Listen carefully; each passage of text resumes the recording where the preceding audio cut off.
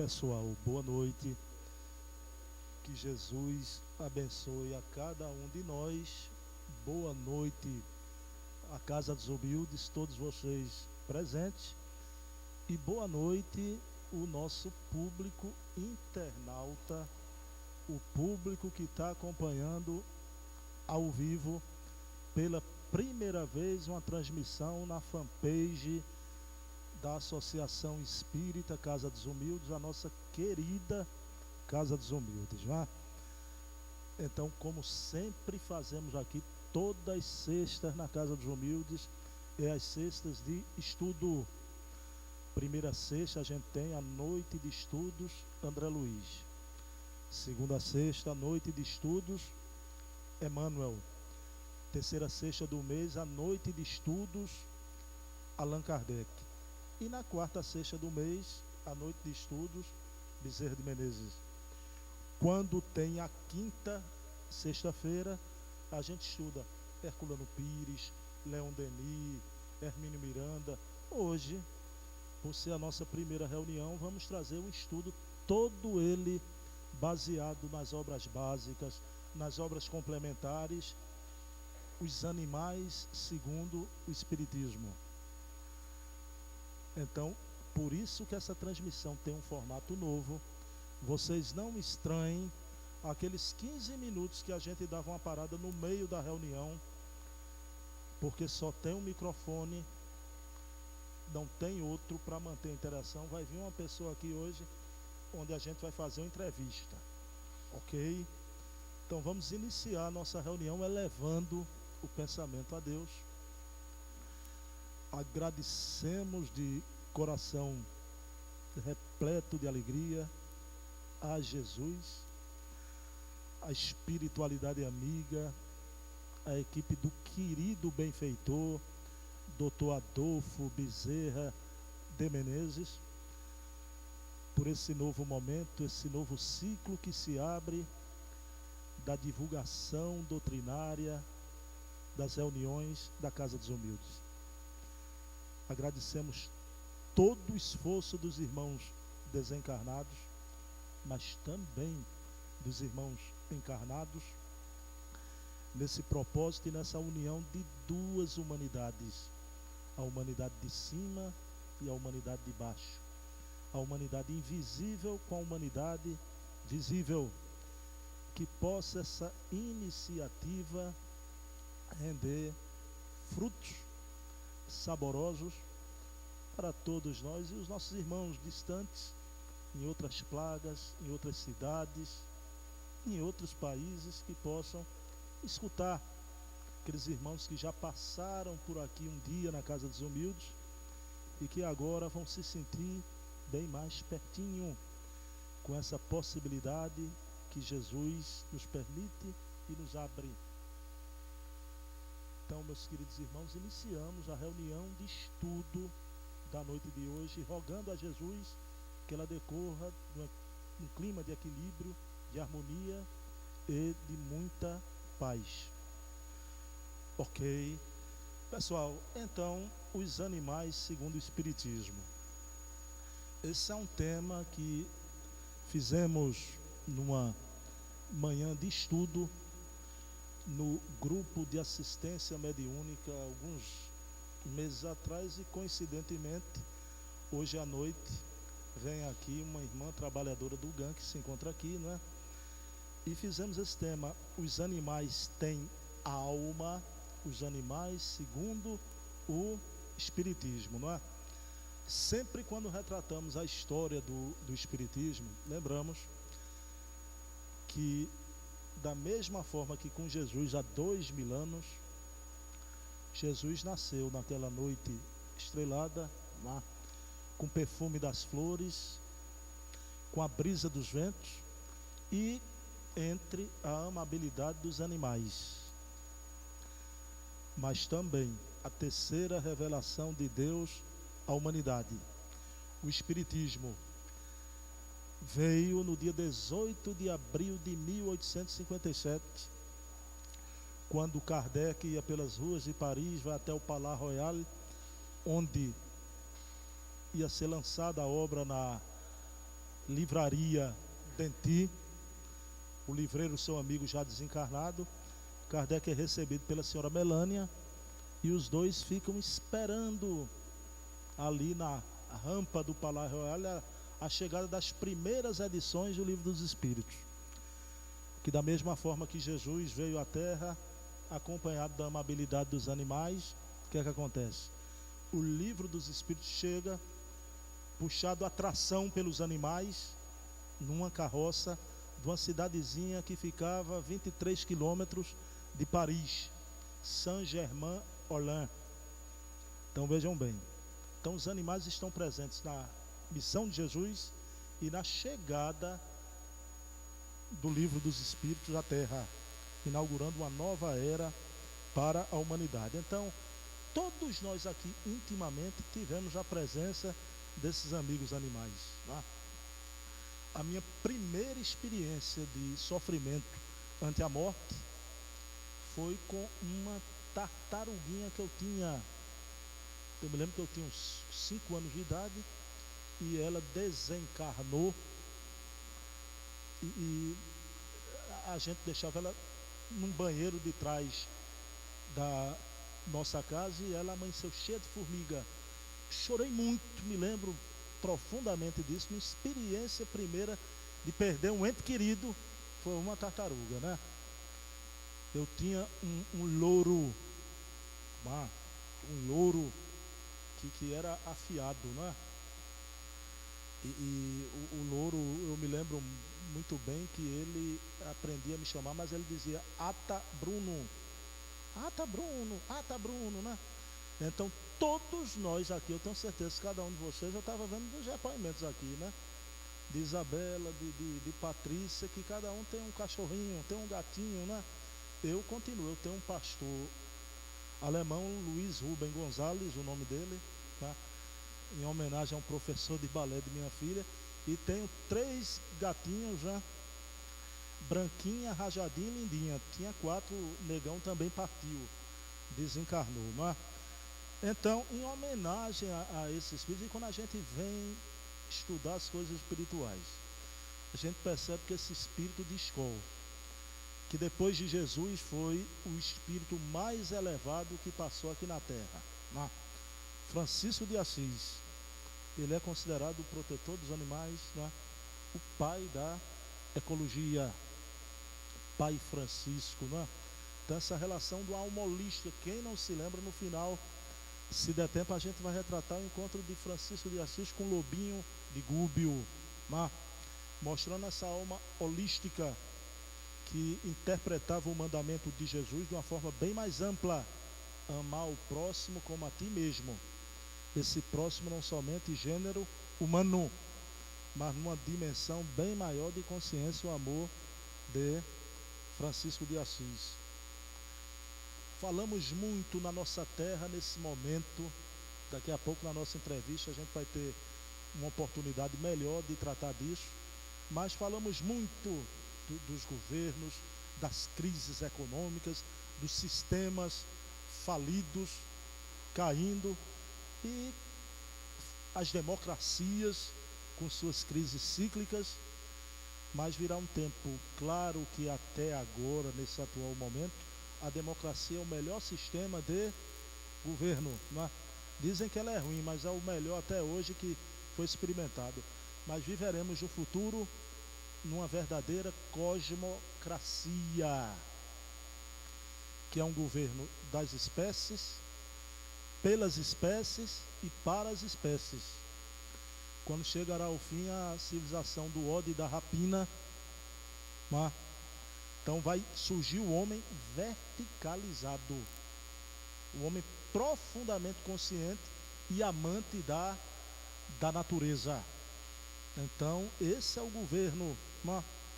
Onde os seres sencientes, terráqueos como nós, terão vez, também serão bem cuidados, como a gente vai ver tanto na base espírita hoje de Kardec, como nas obras complementares de André Luiz de Emmanuel, como esses espíritos sempre apontam para o nosso respeito com os nossos irmãos numa escala de evolução diferente da nossa, um estágio ainda anterior. Eu não gosto nem de usar a expressão inferior, anterior. Mas... E a causa animal, a gente, no Espiritismo, a gente trabalha muito a questão das leis morais, né? O Evangelho, que a gente sabe, é um código moral excelente, mas a gente usa muito o código moral, apenas um código moral do conhecimento. Esse código moral tem que ser um código moral do sentimento. A gente precisa sentimentalizar nossa ética. Agora não é com palavras, é com atitudes. Não. É com atitudes constantes, permanentes, não é? Então, e aliás, o Espiritismo não é uma filosofia apenas do conhecimento. É uma filosofia do pensamento que se espraia no sentimento também. Tá? E aquele velho ditado: eu não acredito em ecologia da boca para fora. Acredito em ecologia da boca para dentro, que venha para o coração. Tá? Que venha para o coração. Então, pessoal, para começar, claro que as leituras serão pontuais, não serão leituras longas. Absolutamente, nessa nossa primeira transmissão pela fanpage da casa. Então, Kardec faz uma pergunta no Livro dos Espíritos, o livro base da nossa doutrina. Essa pergunta deu asa, cabo, para que no futuro Bozano publicasse sua obra-prima, Os Animais Têm Alma. Então a pergunta o Livro dos Espíritos, obra basilar da nossa doutrina. Pois que os animais possuem inteligência que lhes faculta certa liberdade de ação, haverá neles algum princípio independente da matéria? A resposta da Pleiade do Espírito de Verdade, ela é afirmativa, curta e sucinta, né? Há um princípio independente da matéria dos animais, e que sobrevive ao corpo. Sobrevivem ao corpo. Os animais têm um princípio independente da matéria e que sobrevive à morte física. Será esse princípio uma alma semelhante à do homem? Veja a pergunta que Kardec vai responder em síntese. Veja uma pergunta, não é? Será esse princípio uma alma semelhante à do homem? É uma alma. É, porém, e aqui o termo, inferior à do homem. Há entre a alma dos animais e do homem distância equivalente, aqui medeia, entre a alma do homem e Deus. Aí Kardec, na pergunta, coincidentemente a Casa dos Humildes, nesse mês de julho, está iniciando o estudo do Livro dos Espíritos, todas as terças, entrando nesse tema dos animais e o homem. Naquele capítulo que trata dos minerais, das plantas e dos animais. Os animais e o homem, não é? O mês inteiro. E Kardec pergunta, é o espírito, pergunta 24. Sinônimo de inteligência? Kardec não quer saber apenas se esse princípio sobrevive ao corpo. É sinônimo de inteligência? Olha a resposta. Claro, a inteligência é um atributo essencial do espírito. Um e outro, porém, se confundem num princípio comum, de sorte que para vós são a mesma coisa.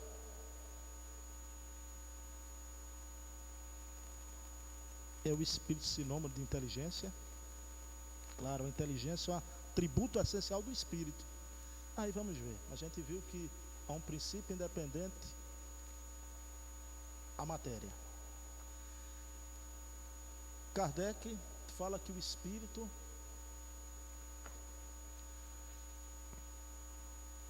é sinônimo de inteligência.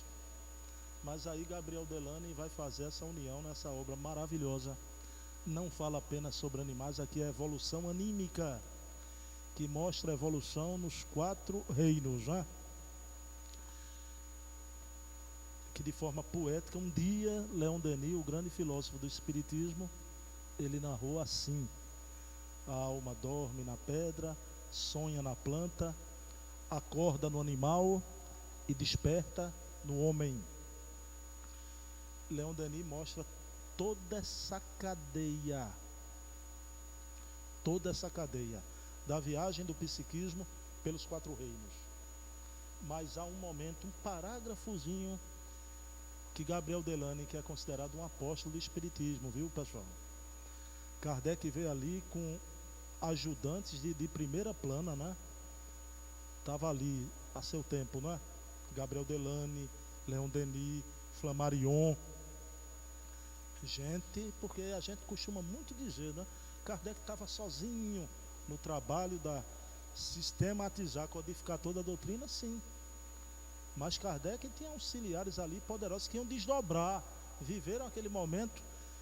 Então, o nosso querido Gabriel Delany diz o seguinte: podemos estabelecer como princípio a impossibilidade de conhecer os fenômenos psíquicos ocorrentes no íntimo do indivíduo,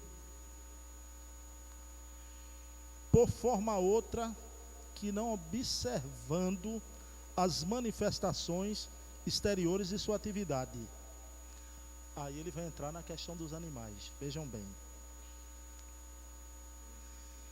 Se ele executar atos inteligentes, esse indivíduo, se ele executar atos inteligentes, concluiremos que possui uma inteligência.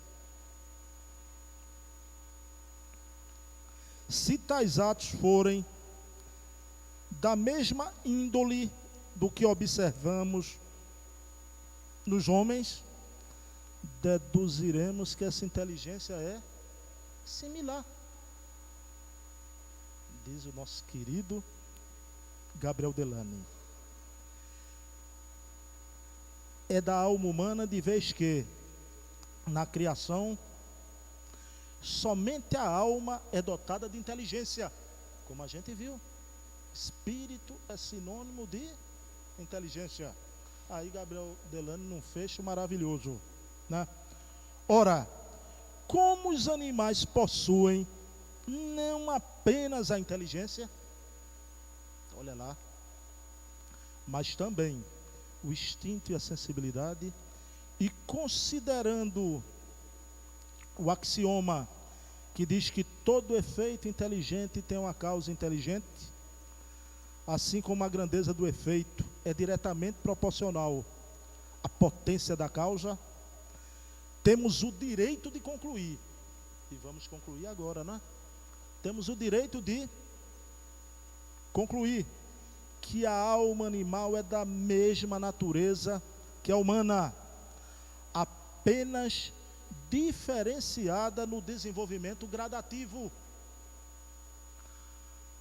A alma animal é semelhante à humana, diferenciada no desenvolvimento gradativo. Mas essas coisas têm que ficar bem clarinhas e com um exemplo simples agora, né? A gente foi para a base Kardec, pensamento sintético. Foi para um espírito de escola da parte científica, tratou aí do psiquismo, mostrou, né, se o efeito é inteligente, remonta de uma causa inteligente, e se os animais possuem tudo isso, é semelhante à alma humana. Aí vem o nosso querido, esse espírito maravilhoso que é Francisco Cândido Xavier. Essa obra Mandato de Amor, que comemorou ele em vida ainda 60 anos de sua mediunidade. E aí, veja bem, isso é uma maravilha. E a gente vamos trazer muita coisa aqui de Emmanuel, de André Luiz. E o querido Chico Xavier diz o seguinte: Se nós, seres humanos, já alcançamos domínios da inteligência desenvolvida agora, as potências intuitivas, eles, os animais, estão aperfeiçoando paulatinamente seus instintos, buscando a inteligência da mesma maneira que nós humanos. Olha lá, que nós humanos aspiramos a alcançar um dia a angelitude na vida maior, personificada em nosso Mestre e Senhor Jesus. Eles, os animais, aspiram ser num futuro distante homens e mulheres inteligentes e livres. Olha aí o que Chico diz aqui, né?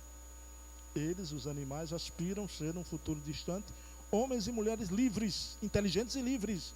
Assim sendo, nós podemos nos considerar como irmãos mais velhos e mais experimentados dos animais.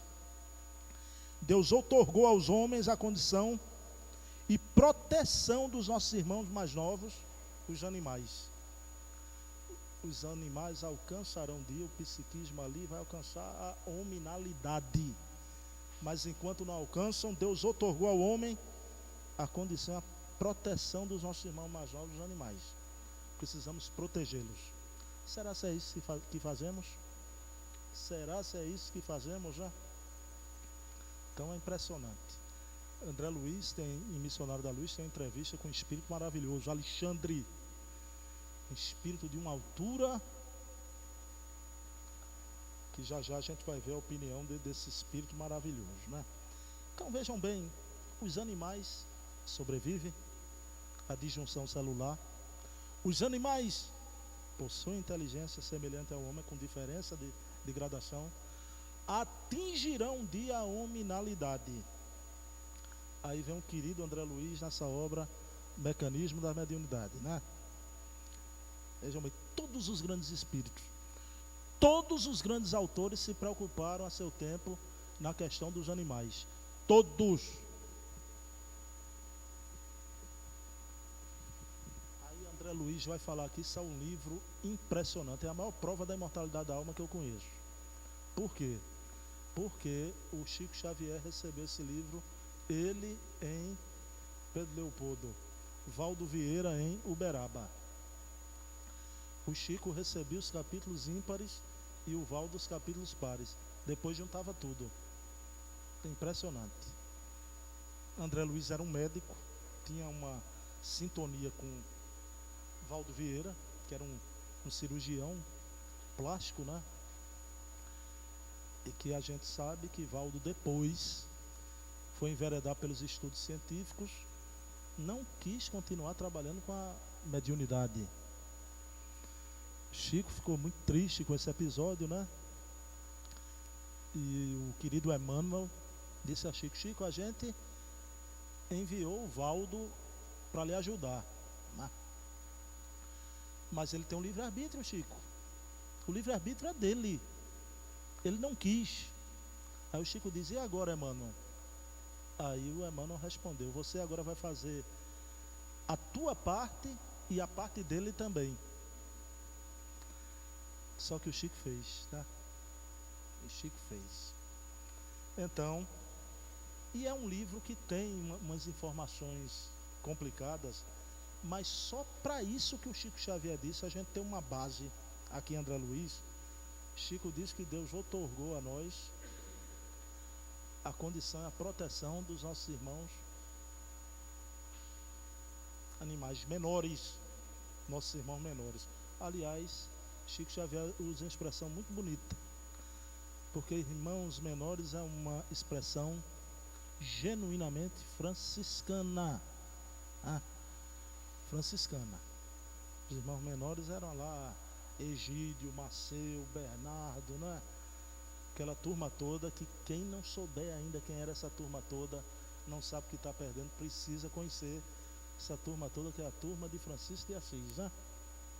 Então vejam bem, olha lá o que diz André Luiz: pensamento das criaturas. Das criaturas, os animais que sobrevivem à morte, que têm inteligência, atingirão a hominalidade, né? O pensamento, o fluxo energético no campo espiritual se gradua nos mais diversos tipos de onda, desde os raios super ultra curtos. Olha o que diz André Luiz, coisa difícil, né? É não, daqui a pouco a gente vai ver. Em raios super ultra curtos, em que se exprime as regiões angélicas, os espíritos angelicais. Seu pensamento em raios, ondas e raios super ultra curtos.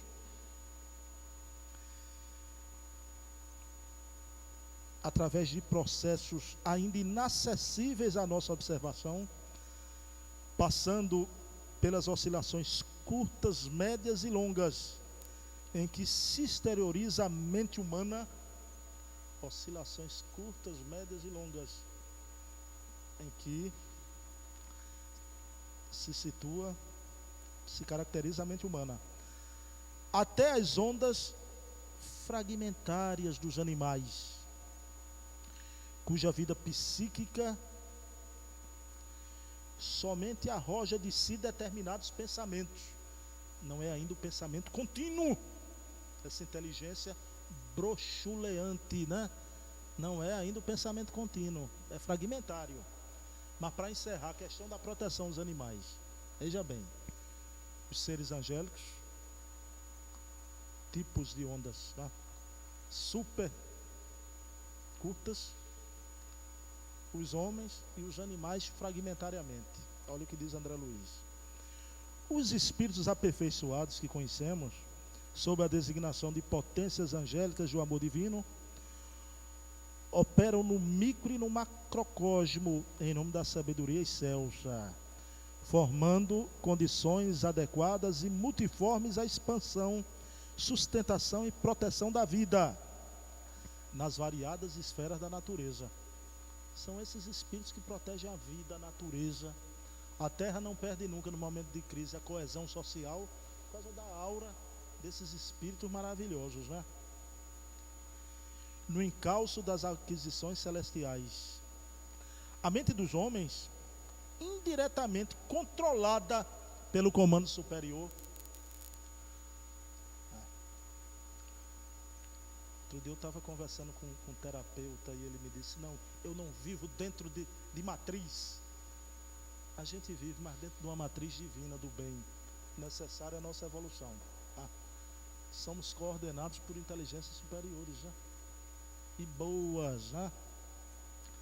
Então veja bem, a mente dos homens, indiretamente controlada pelo comando superior, interfere no acervo de recursos do planeta, em particular, aprimorando-lhe os recursos na direção do plano angélico. E a mente embrionária dos animais, olha lá, pela direção humana é influenciada.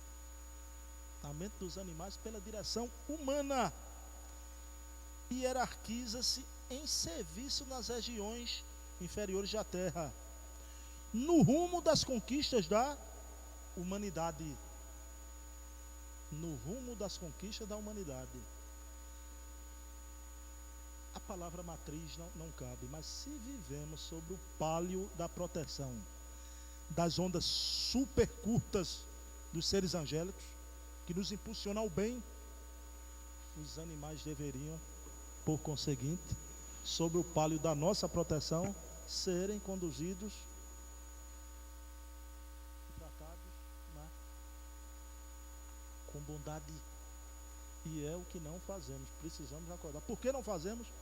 Porque atingimos a hominalidade, mas estamos até o pescoço ainda mergulhado na animalidade.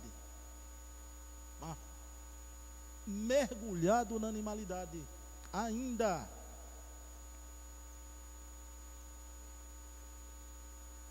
E aí vem o querido Leonardo da Vinci. Aí é um negócio próximo. Pessoal, Na noite de hoje, esse é o único livro espírita que eu vou trazer aqui, né? A Alma de Leonardo da Vinci. Agora, vocês sabem quem é o autor dessa obra-prima? Fritjof Capra, o autor do Ponto de Mutação. Então vejam bem, Capra é fantástico. Só para a gente ter ideia, quem era o querido Leonardo da Vinci, né? Um dos maiores pintores da história humana, né? Mas ele era também cientista, matemático, engenheiro, inventor, anatomista, escultor, arquiteto, botânico, poeta e músico. A alma de Leonardo da Vinci. E ele faz aqui uma colocação estupenda. Veja bem. Chegará o dia em que o homem conhecerá um íntimo dos animais. Nesse dia, um crime cometido contra o animal será considerado um crime contra toda a humanidade. Leonardo da Vinci. Chegará o dia que o homem conhecerá o íntimo dos animais. Neste dia, um crime cometido contra o animal será considerado um crime contra a humanidade. Aí você vê quantas almas de escola, a gente só pensa no pintor. Quando a gente vai para o pensamento desses homens, é um negócio impressionante, né? Veja bem, no campo da religião, no campo da filosofia, no campo da ciência, vieram essas almas despertar a nossa consciência para esses nossos irmãos mais novos, que são os animais, né? Tudo muda, é aquela história, quando você, Santo Agostinho dizia, né? Eu te buscava lá fora, só quando eu me conheci foi que eu conheci a ti. Os nossos princípios espíritas, todos eles, existência de Deus. Se eu creio num Deus bom e justo, nosso Pai, que existe, não? Claro que a partir daí tudo muda, mas Deus não é somente nosso Pai do gênero humano, é o Pai dos nossos irmãos mais novos também. Se eu creio na imortalidade da alma, só a gente pensa muito, desde as experiências de Crookes, das experiências de materializações, houve sessões que se materializavam espíritos até de macacos. Vejam bem, dos grandes pesquisadores através do tempo. Então, isso é comprovado também da mesma forma que a imortalidade humana foi comprovada, a imortalidade animal também. O nosso querido André Luiz, ele cita a existência de animais no plano espiritual. Não confundir com aquelas formações nos umbrais, verdadeiros monstros, né? Aquelas formações teratológicas monstruosas, que aquilo ali dá uma plastia de mentes em desalinho, desequilibrados que criam aquilo. Mas os animais existem. Na segunda parte a gente vai ver as experiências de Chico Xavier com seus cachorrinhos, né? Depois de desencarnados, a gente vai ver daqui a pouco. Então, os animais são nossos irmãos. Se você acredita na comunicabilidade dos espíritos, né? Há um caso de comunicabilidade, a gente vai ver daqui a pouquinho aqui, né? Chico Xavier dizia: a saudade é uma dor que dói nos dois planos da vida, né? Chico ficava mal. O Chico ficava com banzo quando perdeu Lorde, perdeu todos os cachorrinhos que ele perdia, né? Até que um dia ele, choroso porque Boneca tinha desencarnado, e ele um dia sentado, saudoso, quando começou a sentir alguém alisando seus braços, seu peito, e começaram a lamber, mas ele não via nada. Aí de repente, quando ele apurou, era o espírito de Boneca. Veja bem, daqui a pouco, quando eu entrar em reencarnação do animal, a gente vai contar outro episódio de Chico Xavier. Então, os animais, a visita lá, quando o Chico foi receber o italiano Pietro Baldi, né? Então, Chico era o médium que recebeu naquele. Pietro Baldi teria sido a reencarnação de Frei Leão, né? O Cordeirinho de Deus, o principal discípulo de São Francisco, né? E Pietro Baldi, quando vem da Itália, vai visitar Chico. Foi a única vez que o Chico recebeu uma mensagem psicografada de Francisco de Assis. Mas Chico e todos os mais videntes viram Pai Francisco entrar ali, na presença de todos, abençoando e com a presença de um lobinho, simbolizando, né, aquele lobinho de Gúbio do passado, quando Francisco, o lobinho estava apavorando a redondeza da cidade de Gúbio, e Francisco entrou lá. Francisco era um espírito holístico. Dizem que quando ele ia pregar com a natureza aberta, nas árvores, os passarinhos em alvoroço, Francisco pedia: meus irmãozinhos, se aquietem, por favor, para ouvir o Evangelho de Jesus. Imediatamente a passarinhada ficava quietinha, escutando Francisco de Assis.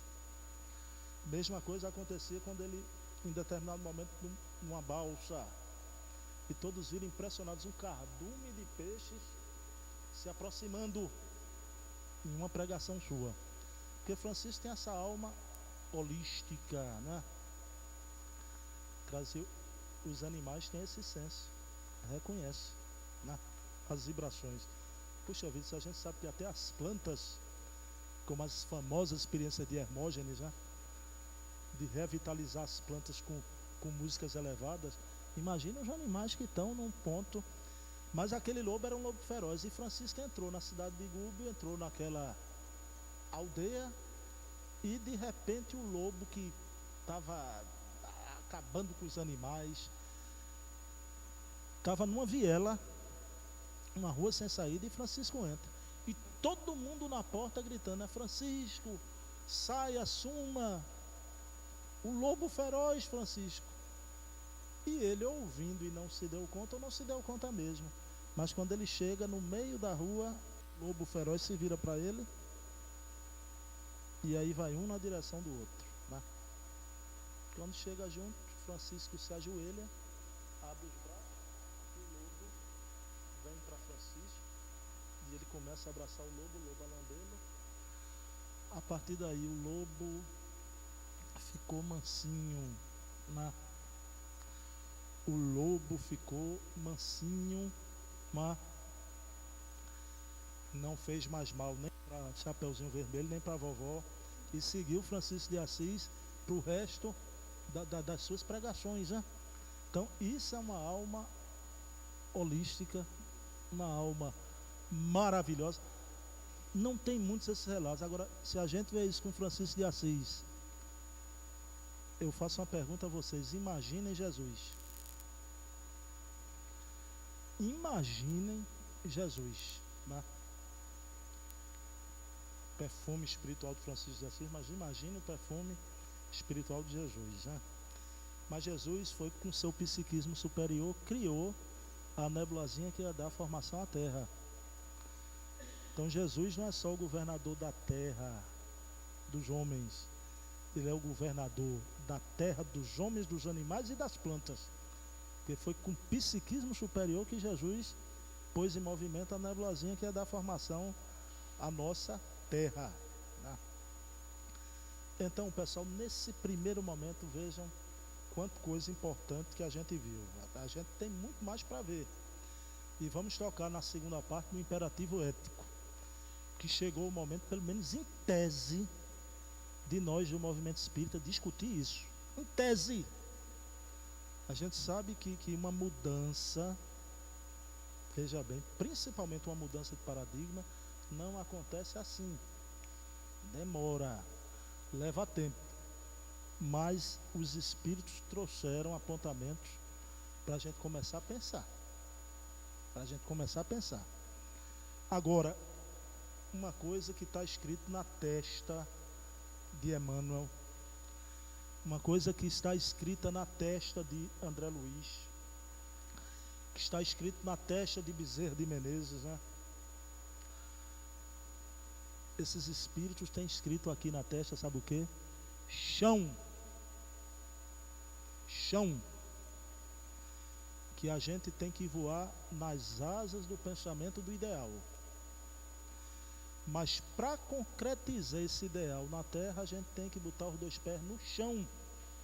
Quando a gente bota os pés no chão, a gente sabe o que é possível, o que não é possível ainda nesse vir a ser constante da evolução humana. O nosso estágio é o nosso estágio. A natureza não dá saltos.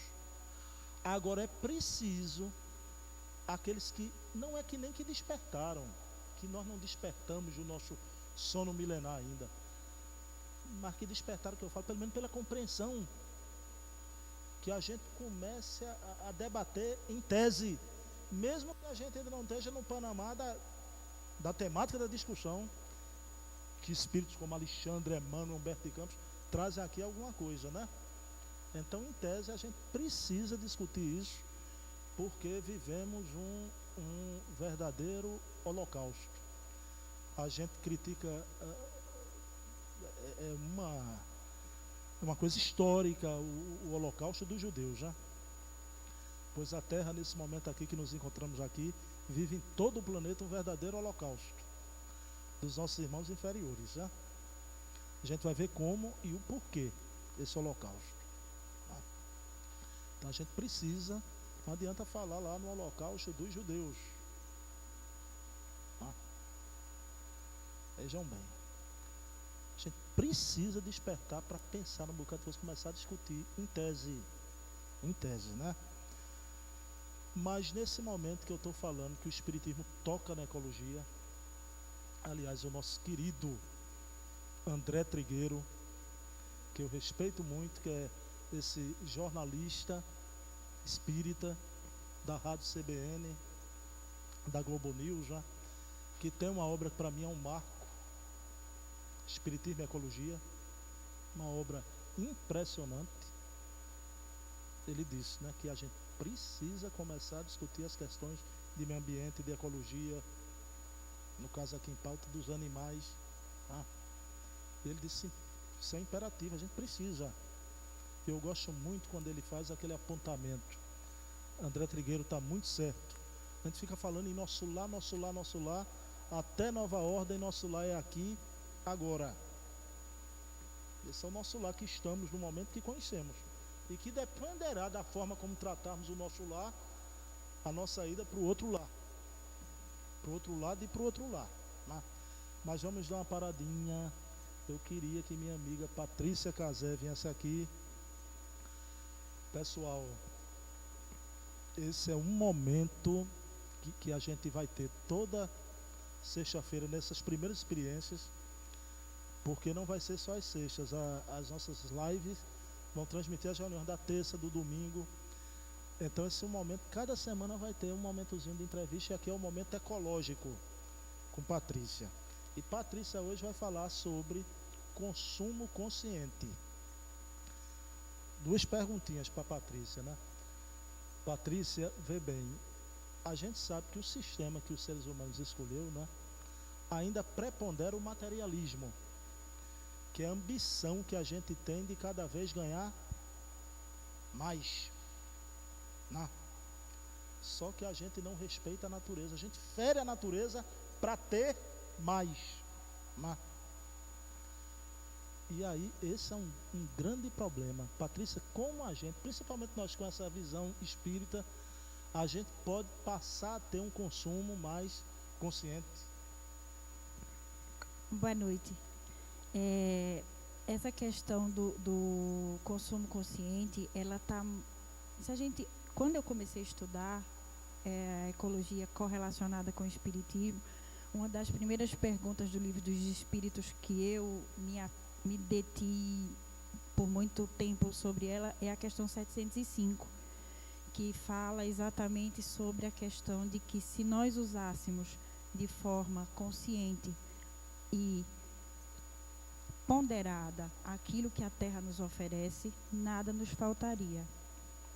E, infelizmente, hoje a gente tem uma cultura completamente consumista, onde a gente quer sempre ter mais e mais. A gente não se contenta em ter um sapato. A gente quer 2, a gente quer 3, a gente quer 4. E a gente não impõe limites. E por não impor os limites, a gente alimenta uma indústria que cada vez mais explora o meio ambiente, que cada vez mais dizima os animais, principalmente. Eu estou falando de sapato e estou trazendo essa linha justamente para correlacionar um pouco com o que Bruno estava nos trazendo de rico, né, sobre esse tema. Então, quanto mais a gente explora, quanto mais a gente quer, mais a indústria ela é impulsionada a produzir. E quanto mais ela produz, mais ela degrada o meio ambiente. Não é errado, porém nós não temos a consciência de que o progresso não é inimigo da religião. Não existe esse pensamento, não cabe. O progresso, sim, ele é necessário. Agora, ele é necessário com consciência. Então, a gente precisaria repensar um pouco o nosso consumo. O que nos é em excesso faz falta para alguém. Então, seria necessário, no momento, a gente repensar o nosso consumo. A indústria do leite, a indústria da carne, a indústria a indústria da construção civil, a degradação dos minerais. Então, a gente precisa repensar. Enquanto nós temos em excesso, alguém tem falta. Eu costumo falar muito a questão da sensibilização da sociedade em períodos festivos. Um exemplo disso é o Natal.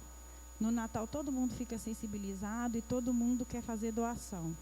E aí todo mundo vai lá no guarda-roupa e todo mundo vai lá, tira um monte de roupa, um monte de sapato e doa. Mas enquanto a gente estiver fazendo isso, a gente só vai estar fazendo faxina. A gente não está estabelecendo cultura. A gente precisa estabelecer uma cultura de limites. A gente precisa se impor limites. Eu, desde muito pequena, aprendi com meu pai, que já partiu. Ele me deixou essa grande lição, de que lá em casa, a gente nunca recebia uma roupa nova sem doar uma antiga. Nunca tinha um sapato novo sem doar um antigo. Então, a gente foi criado meio que limite.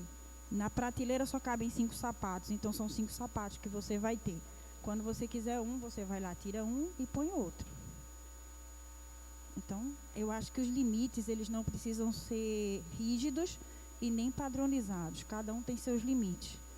Mas a gente precisa ter essa cultura de limitar, para que a gente não faça um uso inapropriado dos recursos que a natureza nos oferece. E a gente, às vezes, pensa assim, mas a gente está... como é que eu estou estimulando a exploração de uma jazida de minério?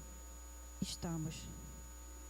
Cada vez que a gente tem o consumo em excesso, a gente está impulsionando. É uma questão de economia. É oferta e demanda. Se a gente aumenta um lado, o outro responde. Então, a gente tem que... Eu acho que a maior contribuição que nós espíritas podemos dar ao mundo, ao nosso lar, como o Bruno bem colocou, é exatamente isso. É fazer uso de uma consciência de consumo controlada, limitada. Eu não preciso, eu não consumo. Se eu preciso, é claro que eu consumo. Mas em não precisando, não consumo. Outro dia eu brincava e falava assim, que hoje eu tenho uma cultura muito de eu olho na prateleira e faço, que lindo, eu preciso. Não, não preciso. Então não vou consumir. Não, não preciso. Eu tenho, não vou consumir. Não é pouco isso que a gente faz, é muito. Às vezes as pessoas têm uma cultura de que, mas é tão pouco que eu faço. Mas é muito, não é pouco. A forma como a gente repassa isso para as próximas gerações também é fundamental. Na evangelização, a gente traz muito esse tema para eles, para que eles comecem a pensar. A indústria do consumo deles é muito voltada para marcas. Hoje impulsionado muito forte o consumo de marcas e de eletrônicos. Aí, eletrônicos, extração de minérios. A gente não tem como dissociar, gente. É só a gente fazer uma correlação. De onde vem o que eu estou consumindo? Com certeza a gente vai ver a origem está no meio ambiente, sempre. Então a gente precisa dar uma repensada nisso e, ao mesmo tempo, que somos seres inteligentes e partícipes do progresso, precisamos pensar em soluções alternativas, em soluções de reciclagem, em soluções de recuperação da natureza, certo? Hoje eu estava, até antes de vir para cá, discutindo um pouco sobre a questão dos ataques dos tubarões. E a pessoa estava meio assim, eu matava todos. Eu falei, não, por que matar o tubarão? Eu até brinquei na hora e falei, você tem guelras? Você respira sob a água? Não, então o seu habitat não é esse. Não é esse, o seu habitat é esse. Você invadiu o espaço do outro. O outro não lhe ataca porque está com fome. Se bem que a gente sabe que tem um impacto ambiental lá causado por nós. A migração dos tubarões para a Piedade e Boa Viagem se deu pela alteração das correntes marítimas por conta de swap. Isso é notório. Isso é notório. E a gente sabe também que o papel da mídia nesse momento seria fundamental. E eu fico muito triste quando eu vejo que as entrevistas relacionadas a isso são apenas sensacionalistas. Elas só querem mostrar a dor da família, mais um ataque, mais isso. Mas cadê o papel da imprensa nesse momento em cobrar do governo as ações que foram interrompidas? Os estudos que estavam sendo feitos pararam, cessaram. A Universidade Federal Rural, ela recebia verba do governo para fazer os estudos do que tinha levado os tubarões a fazerem essa migração para lá. Eles não atacam por fome, eles atacam porque eles estão achando que ali é o habitat deles. E eles veem algo se movendo e eles revidam, achando que vão ser atacados. Eles não são inimigos do homem, não são. Eles apenas estão nos mostrando o quanto cruéis nós fomos com eles. A gente tirou eles do lugar deles. Então é difícil. A gente precisa começar a fazer aquilo que a consciência espírita e a que a reforma íntima nos fala constantemente. Se ponha no lugar do outro. Não aponte o defeito do outro quando você tem. E esse outro não é só o ser humano, ele é um animal também. Então, o que a gente está fazendo com ele? Um cachorro, ele não morde você porque ele simplesmente deliberou e quer morder você. Ele morde para se defender. Alguma coisa, ele se sente ameaçado e ele revida. Ele não tem o discernimento que nós temos. E, assim, a gente precisa realmente repensar. Estou dizendo a ela, tem outra perguntinha. Pessoal, Patrícia, quem puder acompanhar, a gente tem o Jornal da Casa, o CH Notícias, né? E Patrícia inaugurou uma coluna que eu vou dizer uma coisa que é simples, não é nada, não é nem enaltecer nem nada, é a realidade, né? que é pioneira. Eu não conheço nenhum jornal espírita aqui na terrinha, que tem um espaço para ecologia. Patrícia inaugurou uma colunazinha lá fantástica. Aliás, essa conversa da gente aqui está sendo baseada em uma dessas colunas, né? Ecoconsciência. Então, todo mês abro e leio o jornal, que é fantástico. Cada artigo lá maravilhoso de Joana, Patrícia, tem um de Gutenberg esse mês, fantástico, da pintura de Van Gogh, uma coisa fantástica. Então, vamos prestigiar, não é? Mas dentro dessa coluna Ecoconsciência, Patrícia, a gente somos imortais, os animais, acreditamos na imortalidade, na comunicabilidade, na reencarnação. Muda essa visão e esse idealismo em você. Foi mais intenso com a chegada do Espiritismo, unindo Espiritismo e Ecologia. Essa é fácil de responder, sem dúvida nenhuma. Eu sempre tive a consciência ecológica despertada muito jovem, muito mesmo.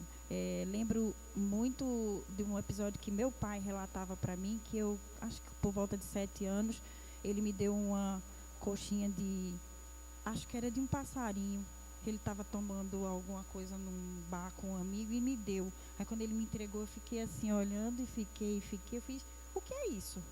Aí ele disse, é de um passarinho. Ele disse que eu entrei em prantos. Eu comecei a chorar, eu me desesperei, disse que tinha deixado os passarinhos sem pai, sem mãe, como fazia aquilo. Enfim, essa consciência ela sempre existiu em mim desde muito cedo. Eu fui para a faculdade, me formei em engenharia química, não foi à toa, porque é uma das engenharias que mais mexe com o meio ambiente, que é a indústria de transformação. E eu sempre tive a preocupação em fazer com que, dentro das indústrias por onde eu passei, eu trabalhei em indústria durante muitos anos, e por todas onde eu passei, eu sempre procurei colocar a questão do meio ambiente, a preocupação do que a gente estava transformando, de como a gente estava descartando os nossos resíduos e a forma como a gente estava tentando compensar a natureza pelo rombo que a gente estava causando. Então, quando o Espiritismo chegou na minha vida, isso me deu assim, eu acho que até comentei uma vez com Valéria, eu disse a ela, eu acho que eu achei meu lugar, porque assim, foi muito forte, porque eu disse, poxa vida, tudo que eu sempre pensava e que achava que era somente um idealismo, uma coisa desse, é fundamentado, e traz o reforço para mim de que a doutrina realmente nos traz a questão da fé raciocinada. Não tem mistério, é real e é explicável. Então, para mim, essas questões de ecologia ficaram assim extremamente fundamentadas com a chegada do Espiritismo na minha vida. E assim, eu também não posso negar que uma das primeiras obras que eu li, não foi a primeira, mas foi uma das primeiras que eu li e não tive mais como me desvincular, foi Ecologia e Espiritismo, de André Trigueiro, e sou fã de carteirinha dele. Patinha, excelente tudo que você falou. Agora ao vivo tem 2 beijinhos também, viu? Valeu, e todo mês a Pati vai estar aqui com a gente, com esse cantinho da ecologia, como cada semana vai ser uma pessoa diferente, né? Valeu, Patrícia. A gente chama o grupinho da gente, né? Patrícia é cognominada, né, de a Besourinha Verde, né? A Besourinha Verde, ao vivo em rede social. Agora todo mundo sabe, Patrícia, agora, olha. Pessoal, então, vamos à nossa parte final. Ainda tem coisas muito interessantes, né? Coisa muito interessante. Sobrevivência dos animais. Eu falei em Chico, né? Mas vou falar agora em Divaldo também um pouquinho, né? Para contemplar todos os métodos que a gente conhece, né? Divaldo conta um episódio muito interessante, que numa dessas viagens que Divaldo não para, né? O Paulo de Tarso moderno, Divaldo jamais desiste dessas suas com 94 anos, ele não para, não diminui, né? Ele foi para Mato Grosso e foi recebido na época pela presidente da Federação de Mato Grosso, Dona Edviges. Só que Divaldo chegou lá na casa de Edviges, né?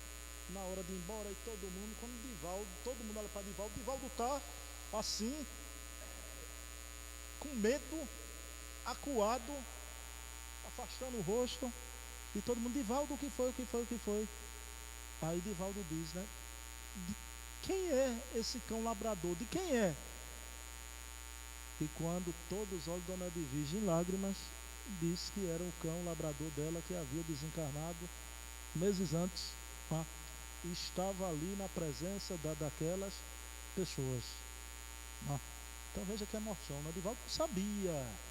A prova, a comprovação vem nos simples detalhes, não estão nas grandes provas, nos simples detalhes, né? E outra experiência que eu gosto muito de contar quando eu falo em animais, né? Que é o encontro de dois gigantes, dois titãs do espiritismo, né? Aquele que foi o maior divulgador da história do espiritismo no Brasil, professor José Herculano Pires. Foi o maior. Tanto que Emmanuel tem um respeito imenso por Herculano, e Emmanuel, através de Chico Xavier, coloca a coisa nesses termos, né? Professor Herculano Pires foi o metro que melhor mediu Kardec. Só que o querido Herculano se encontrou com outro igual a ele, tão grande quanto ele. Deolindo Amorim, o fundador da velha Abrage, Associação Brasileira dos Jornalistas Espíritas, que se transformou depois em Abrade, Associação Brasileira dos Divulgadores Espíritas. Essas coisas a gente sabe que muda e tem que mudar. Mas eu não sei porque eu preferia que continuasse a dos jornalistas e que se criasse a dos divulgadores, né? Então Diolindo o Herculano foi na casa de Diolindo Amorim, e a conversa, vocês imaginem, né? Porque o conversa de espírita engoliu uma vitrola, né? A gente vê as nossas conversas aqui, né? Quando a gente começa a conversar, não para. Imagina Herculano e Diolindo. Conversa ia, mas chegou o momento que Diolindo, médium, viu que os espíritos apareceram no portão para chamá-los para ir à reunião. Só que antes que Diolindo falasse com Herculano, o cachorro de Diolindo olhou para o portão. Kardec explica isso em um livro dos médiuns, quando Kardec diz que certas encruzilhadas os cavalos empinam e não passam ali, porque sentem a presença dos espíritos. Herculano viu que o cachorro do Diolindo notou a presença dos espíritos, começou a latir para o portão. E Herculano ficou impressionado, né? E Diolindo Amorim disse, o Herculano, vamos nos apressar que os espíritos, a reunião já vem a termo, a gente precisa, já vai se iniciar, a gente precisa ir andando. Aí Herculano, como era muito bem-humorado, e isso eu acho fantástico em Herculano, porque, pessoal, saúde psicológica, quem tem saúde psicológica tem um perfeito equilíbrio entre a seriedade e o bom humor. Somente isso, né? Isso é sinal de saúde psicológica. Então, Herculano não era, como muita gente pensa, o homem da pureza doutrinária, que era sisudo, taciturno. Herculano era muito brincalhão. E Herculano, quando viu o cachorro, disse, mas Diolindo, pelo amor de Deus, Diolindo, o teu cachorro viu os espíritos. Aí Diolindo disse, sim, você notou? Aí o Herculano disse para Diolindo, Diolindo, eu nessa vida já vi muito médium cachorro, mas cachorro médium é a primeira vez que eu vejo, né? Aí Diolindo deu aquela gargalhada e saíram juntos para a reunião, tá? Então, Dona Edviges, o cão desencarnado, né?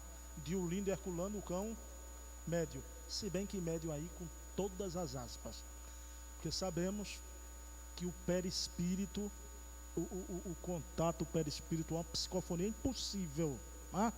A gente está falando naquela questão da frequência visual que os animais captam, que o olho humano não capta, né? Mas vamos lá. Não vou ler. Só para mostrar para vocês. Esse livro notável de Leon Denis, filósofo do Espiritismo. O Mundo Invisível e a Guerra. Vejam bem. O que é que acontece? Na guerra de 1445. Na guerra de 1445. 10.000 cães foram mobilizados pelas forças em conflitos. 10.000 cães. Desses 10.000 cães, de todas essas nações, dezenas foram condecorados por atos de bravura, coragem e abnegação.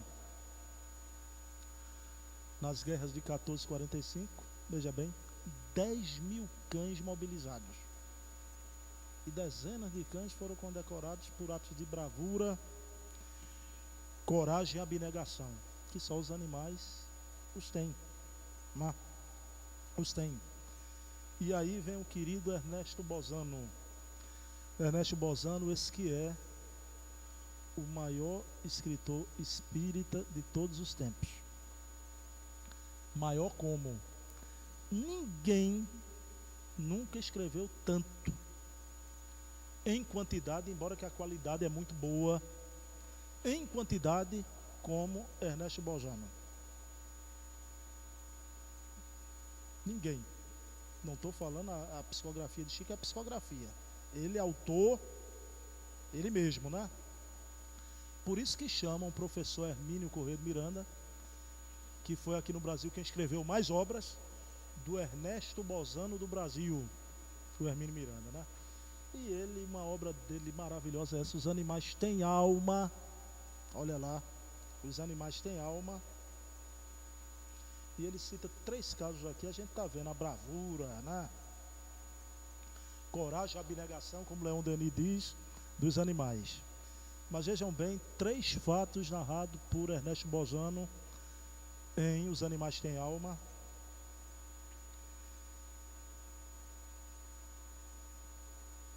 Ele cita um caso de um estranho afeto de um célebre cavalo de corrida que se tomou de tal afeição por uma cabra que não podia separar-se dela,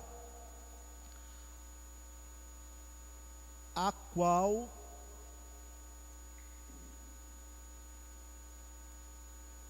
tinha que ir para onde ela fosse. Estranho afeto como de um célebre cavalo de corrida que se tomou de afeição por uma cabra que não podia separar-se dela, a qual tinha que ir para onde ela fosse. É o amor, o romantismo nos animais, já se tomou de afeto, né? Pela cabra. Mas as coisas vão saindo da coisa engraçada, vejam bem. Existem casos surpreendentes, como os animais, principalmente os cães. Os cães, olha lá, que parecem ser os mais evoluídos da escala animal. Isso é um comentário de Bozano. Que parecem ser os mais evoluídos da escala animal. Um, por exemplo, cão feroz, que avançou resolutamente contra outro de sua espécie. Um cão feroz foi para cima do outro, resolutamente contra outro de sua espécie, que quedava tranquilamente na beira da calçada, mas estacou trêmulo e aterrado. Quando ele foi para cima do outro cão, parou de repente, trêmulo e aterrado, ao aproximar-se do outro, que não percebeu o maior sinal de sua aproximação. Tratava-se de um cão cego. Ele ia atacar o outro, quando viu que o bichinho era cego, trêmulo e aterrado, parou. Deu-se conta que seria um ato de covardia no seu pensamento ainda fragmentário. E esse que é uma coisa impressionante.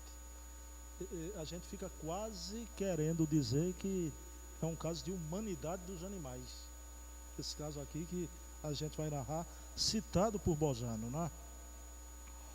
Outro de um conhecido cirurgião que encontrou na rua um cão com a pata esmagada e tratou dele na sua própria casa. Cãozinho com a pata esmagada, o cirurgião levou, tratou dele. 12 meses depois, um ano. 12 meses se passaram até que estranhos arranhões na porta de sua residência o levaram a ver do que se tratava. Era o mesmo cão que levava um seu semelhante nas mesmas condições em que se achara para o médico tratar. O mesmo cão levou um outro amiguinho com a pata para o médico tratar. Ernesto Bozano, um baluarte, um apóstolo do Espiritismo. Então vejam bem, isso é o encanto da vida, é absurdo de lindo, né? Aí vamos para a questão das reencarnações dos animais. Chico Xavier ia um dia para o trabalho e alguém a seu lado o chamando o tempo inteiro, né? Mas não era Chico, Chico, Chico. O chamava dessa forma: au, au, au, au. E o Chico foi andando e viu aquele bichinho, né? Mas Chico apressado. Chico era um ser humano como qualquer um de nós. Chico não parava na rua para dar atenção a guarda de trânsito, porque tem gente que pensa que ser espírita é assim, né? Você está apressado de manhã cedo, tem que falar com o cara da padaria, tem que falar com o guarda de trânsito, porque você é espírita.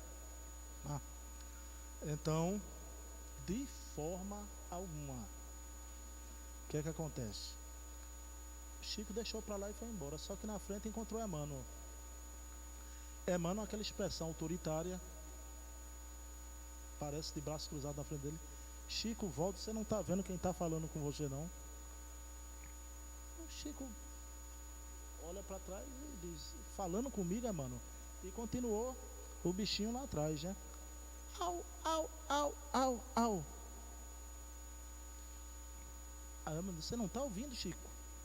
Quem é esse cachorrinho? Perfeitamente, Chico. Você não sabe quem é esse cachorrinho, Chico? Aí o Chico vai lá, pega o cachorrinho faz uma festa. E o Chico diz: Emmanuel, quem é esse cachorrinho? Chico estava pensando que Emmanuel acreditava já na metempsicose, né? Quem é esse cachorrinho? E o Emmanuel diz para ele, né? Chico, esse cachorrinho é branquinho que retornou para você. Branquinho era o outro cachorrinho de Chico que tinha desencarnado. E o Chico botou o nome desse cachorro de Dom Pedrito. E como a gente não pode ser ladrão de ideias, essa informação maravilhosa é trazida pela grande veterinária espírita Ivênia Prada. Esse caso da reencarnação de Brinquinho em Dom Pedrito. Aí vamos lá agora, tem mais. Isso fica para Ingridzinha, se Ingridzinha vai ver em casa. Ela não pode vir de sexta-feira, mas ela vem em casa depois. É em homenagem à nossa veterinária aqui da Casa dos Humildes, né? Pessoal, existiu um grande homem aqui no Espiritismo, veterinário, espírita, que foi o Dr. Marcel Benedetti. Esse homem é impressionante. O trabalho que Marcel Benedetti fez, ninguém faz. Ninguém fez. E ele viveu muito pouco. Desencarnou de um câncer aos 44 anos de idade, há poucos anos atrás. 44 anos, a mesma idade que Francisco de Assis desencarnou. O Dr. Marcel Benedetti, ele não é uma obra acadêmica, não é isso.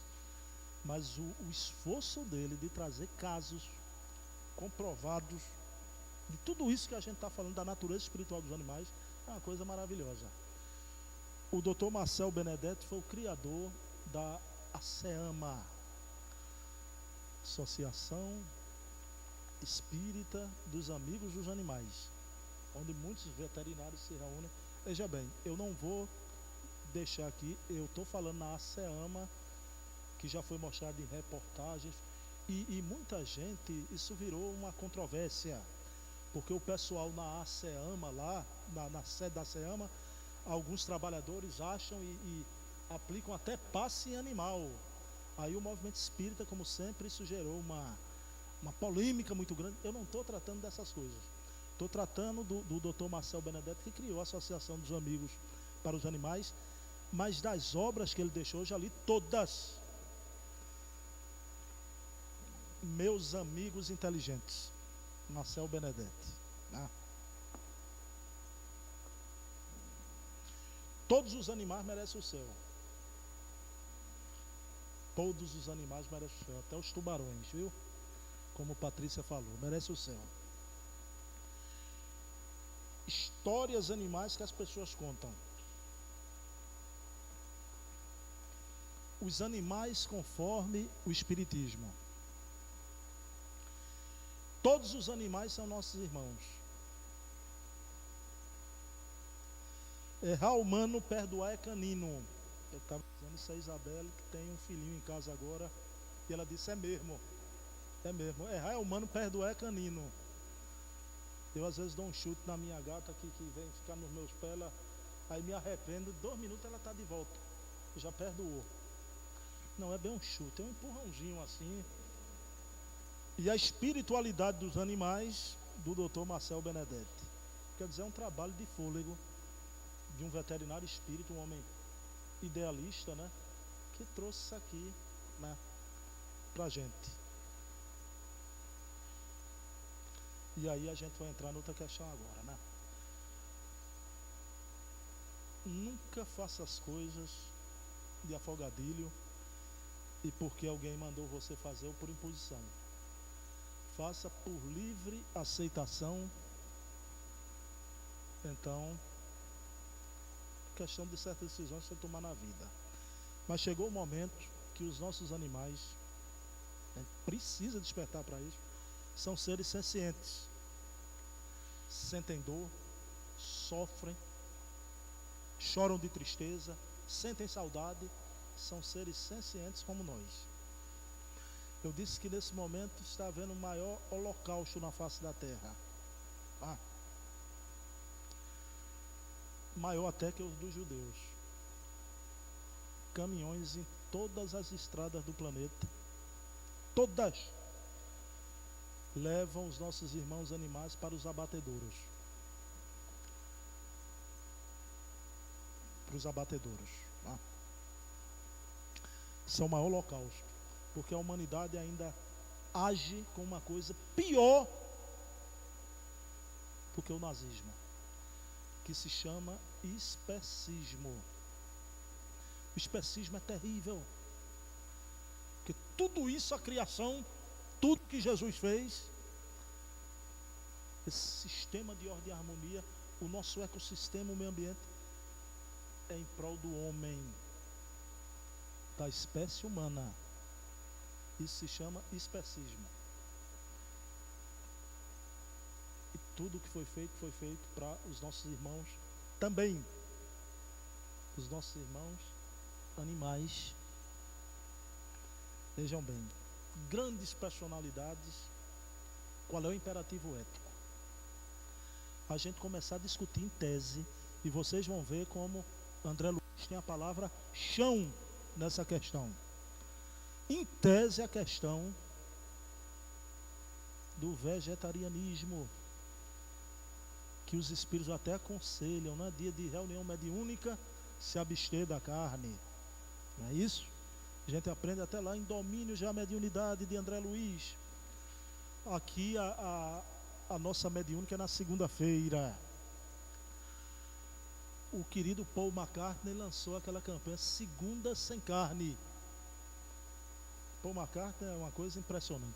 Vocês viram um vídeo agora com a experiência que ele teve com a mãe, experiência espírita. Vejam bem, Bono Vox, do U2. Bono vai para os shows, vai fazer um discurso como vegano.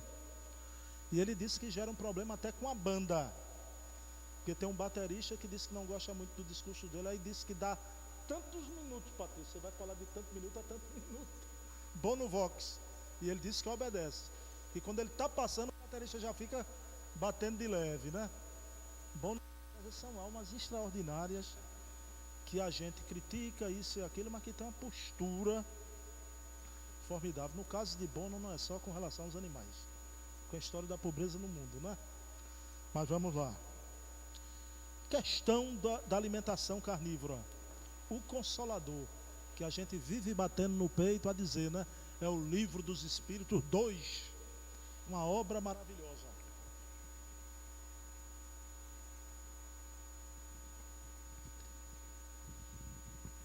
Vejam o que diz Emmanuel quando perguntado: é um erro alimentar-se o homem com a carne dos animais? Pergunta 129, vocês anotem aí. 129. É um erro alimentar-se o homem com a carne dos animais? Resposta de Emmanuel: ipsis literis. Bem ao pé da letra. A ingestão das vísceras dos animais é um erro de enormes consequências, do qual derivam numerosos vícios da nutrição humana. É de lastimar semelhante situação, mesmo porque, se o estado de materialidade da criatura exige a cooperação de determinadas vitaminas, esses valores nutritivos podem ser encontrados nos produtos de origem vegetal, sem a necessidade absoluta de matadores e frigoríficos. Só que Emmanuel também tem chão escrito. E Emmanuel diz: temos de considerar, porém, a máquina econômica do interesse e da harmonia coletiva, na qual tantos operários fabricam seu pão. Suas peças não podem ser destruídas de um dia para outro, sem perigos graves. Suas peças, o sapato de couro, ó. E esse é uma grande dificuldade, né? Eu mesmo, na condição de vegetariano que eu sou, eu faço o pior, né? O mais difícil. Eu não como a proteína animal, mas eu não encontro, né? Eu preciso do cinto, do sapato de couro, né? E você não encontra utensílios, ou são preços exorbitantes, ou é uma vez perdida, e são coisas até esteticamente feias, né? Então vejam bem, vamos lá. Humberto de Campos, pessoal, isso é uma obra clássica, não é? Humberto de Campos. A gente precisa discutir isso em tese no nosso movimento, né? Comece a renovação de seus costumes pelo prato de cada dia, diz Humberto de Campos na obra Cartas e Crônicas. Diminua gradativamente a volúpia de comer a carne dos animais. O cemitério na barriga é um tormento depois da grande transição. O lombo de porco ou bife de vitela, temperados com sal e pimenta, não nos situam muito longe dos nossos antepassados, os tamoios e os caiapós, que se devoravam uns aos outros. Humberto de Campos, que a gente ama no Brasil, coração do mundo, pátria do Evangelho, né? E vamos encerrar com o nosso querido André Luiz. André Luiz tem um contato com um espírito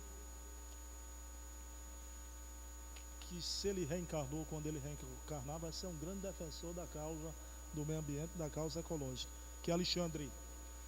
André Luiz vai para o matadouro, e vejam bem, aqui as redes de televisão denunciaram as condições insalubres, terríveis dos matadouros e frigoríficos.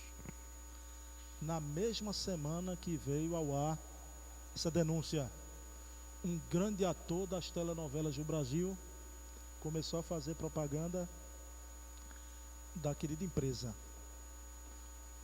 E hoje a gente viu, né, que a lei de causa e efeito, essa grande empresa estava metida aí até com as propinas, né, no caso dos irmãos Josley, né, estão tendo um prejuízo hoje terrível, né? Mas vejam bem, André Luiz vai lá e começa a ver aqueles obsessores nos frigoríficos e criticando que irmãos perversos, animalizados. E vamos encerrar com a fala de Alexandre, um espírito da onda ultra curta que ampara a humanidade. Ultra curta, como a gente viu no começo desse estudo. Alexandre admirou-se da estranheza que André Luiz mostrou ao ouvir tal relato, lembrando-lhe os hábitos alimentares que todos nós cultivamos em nossas mesas, mantidas à custa das vísceras dos touros e das aves, a pretexto de buscar recursos proteicos. Exterminamos frangos, carneiros, leitões, cabritos incontáveis, sugamos os tecidos musculares, roemos os ossos, não contentes em matar os pobres seres que nos pedem roteiro de progressos e valores educativos para melhor atenderem à obra do Pai, dilatamos o requinte da exploração milenária e infligimos a muito deles determinadas moléstias para que nos sirvam melhor ao paladar. O suíno comum é enclausurado em regime de ceva para adquirir banhas doentias.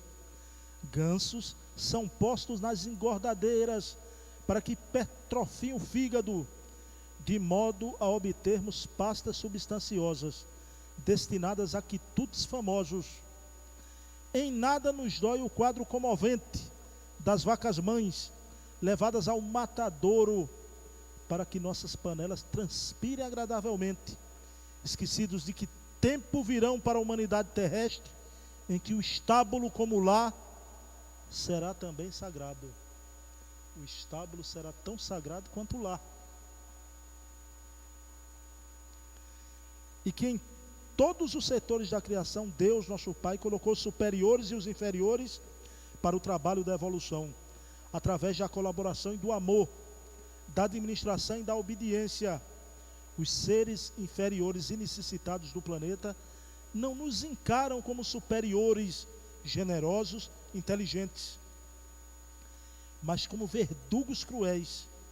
Confiam na tempestade furiosa, mas fogem desesperado à aproximação do homem, de qualquer condição, excetuando-se os animais domésticos, que por confiar em nossas palavras e atitudes, aceitam o cutelo no matadouro, quase sempre com lágrimas de aflição, incapazes de discernir, com um raciocínio embrionário, onde começa a nossa perversidade e onde termina a nossa compreensão.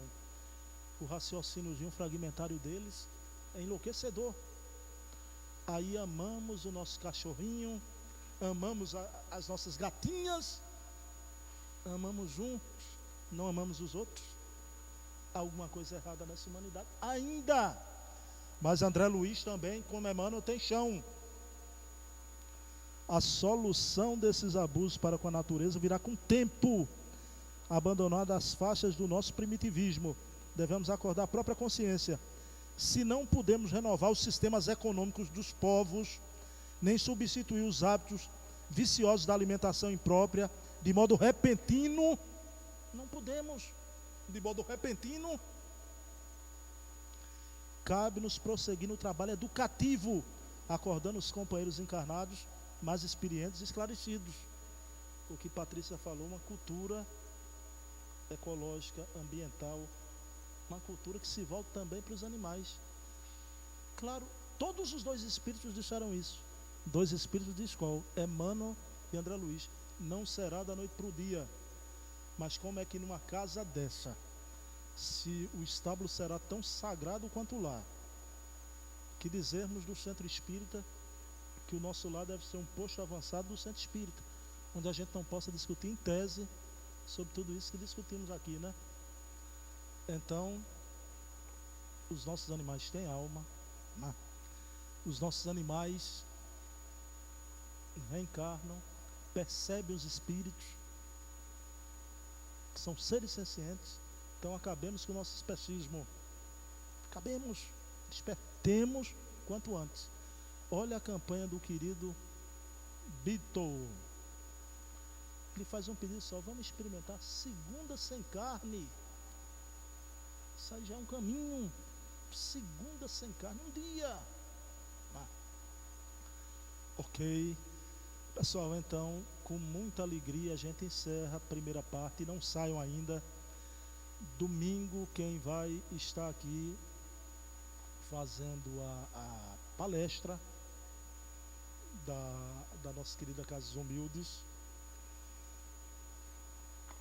será o nosso irmão Berg Baraúna, do Núcleo Espírita Bittencourt Sampaio. E nesse mês de julho inteiro, até no dia 15 de julho, final da Copa, mesmo se o Brasil chegar à final, a gente vai estar aqui com o palestrante Emanuel Silvestre e Patrícia Cazé vai estar dirigindo aqui. Vocês acreditam? Mesmo se o Brasil chegar à final, né? Ela mesmo se dispôs, né? Pessoal, então, que esse primeiro salto seja um salto que não voltemos atrás, seja um caminho sem volta. Quando a gente criou o blog há mais de 10 anos, 15 anos, eu me lembro quando eu tive uma conversa com o Silvério fez um comentário no blog, que você hoje repetiu aqui, né? Bruno, isso é um caminho sem volta. Silvério hoje disse aqui, quando viu, vocês vão gravar, isso é um caminho sem volta, tá? Nosso querido Silvério Pessoa, menestrel, músico pernambucano, espírita, que se encontra aqui, né? Então que seja um caminho sem volta, né? Essa importância que isso tem não é para a casa dos humildes. Claro que é para a casa dos humildes, né? Mas não estamos servindo a casa. A gente está servindo a causa. E não é a nossa causa, é a causa do Cristo. E que possamos divulgar essa doutrina de luz cada vez mais. Porque João, evangelista, aquele que foi Daniel, da cova dos leões, que paralisou, foi João evangelista e voltou como Francisco de Assis. Ele dizia no seu quarto evangelho, o evangelho filosófico, né?